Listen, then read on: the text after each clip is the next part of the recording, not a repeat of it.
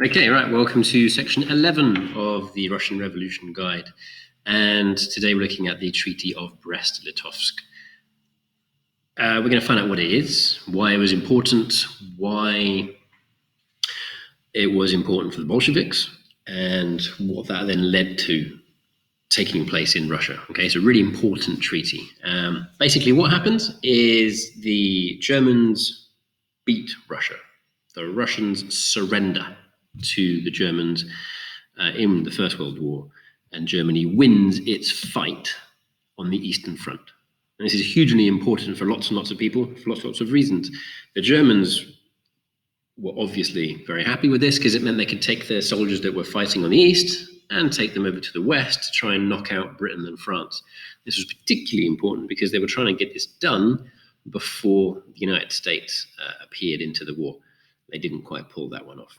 But nonetheless, a huge benefit to the Germans in the First World War. So let's talk about the Russians then. Obviously, the Bolsheviks at this point are in charge, and they're very, very keen to finish the war. In some ways, you need to look at this. This is like the fourth attempt by the Russians to finish the war in one way or another, right?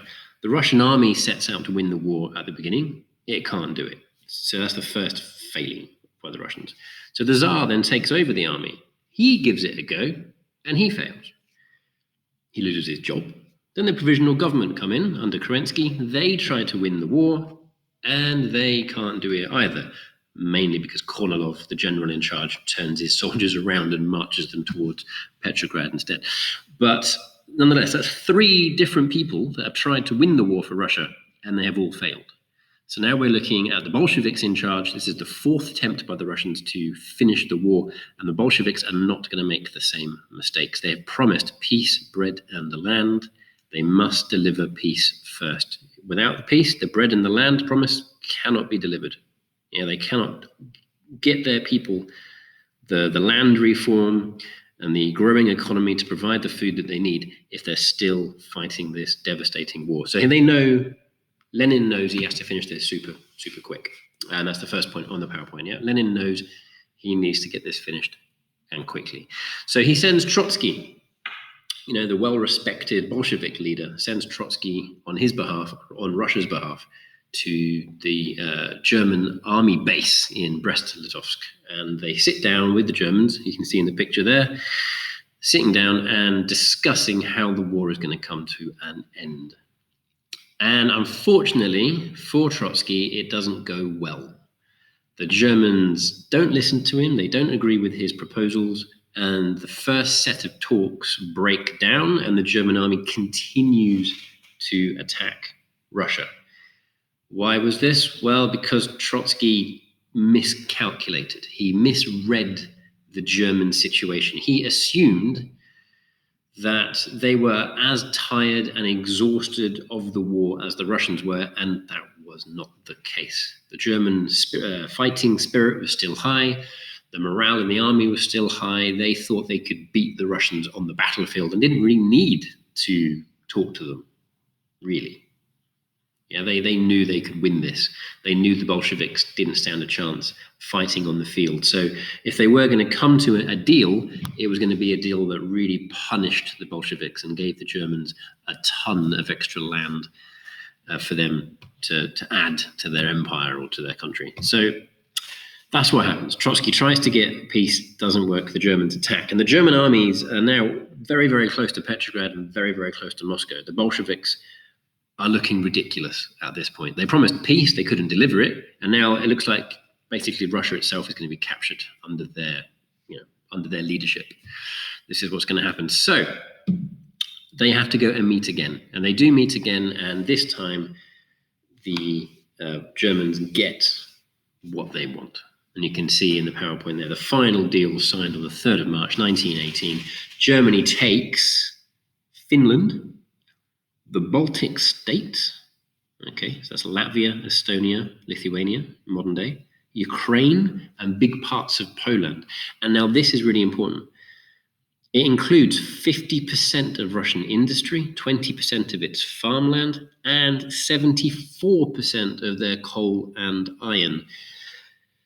This is huge, okay, for several reasons. One, the Bolsheviks' promise of delivering peace bread and land, well, bread and land, they've just lost huge chunks of land, so that's less land for them to give to their people. And they've lost 27% of their farmland. That's less food, less bread to give to their people. And it also means that, that's the killer there, 74% of coal and iron. It's just crazy because the communists wanted, the communist belief is that you go from, caveman to agriculture to industrialized bourgeois society and then to communism. And as it is, Russia isn't really as industrialized as it needs to be before the communists feel they can achieve true communism. And so it needs all the industry it can get its hands on, and they've just given 74% of their coal and iron away.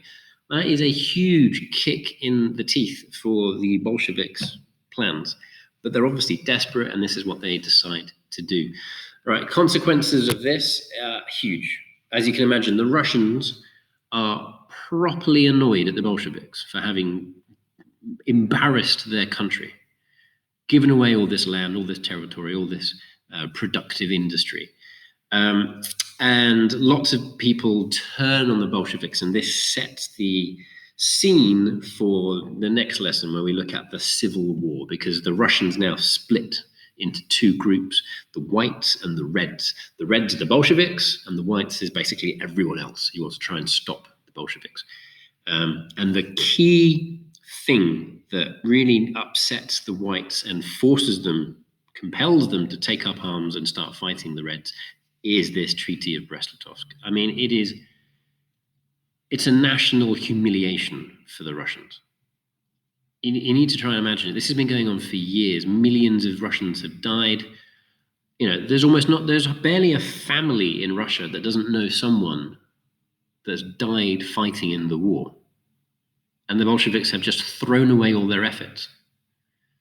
This is one of the problems with war, is once you start fighting it, you've almost got to see it through to the end, because if you quit halfway, it's almost like you've let down the people that died at the beginning. You want to make sure they died for something. They didn't just die to make your country weaker, But that's exactly what the Bolsheviks sign up to at this Treaty of Brest-Litovsk, which is why the Civil War happened. Okay, so we'll look at more about that next lesson. Have a go at the questions on the slide and on the next slide. Okay, good luck.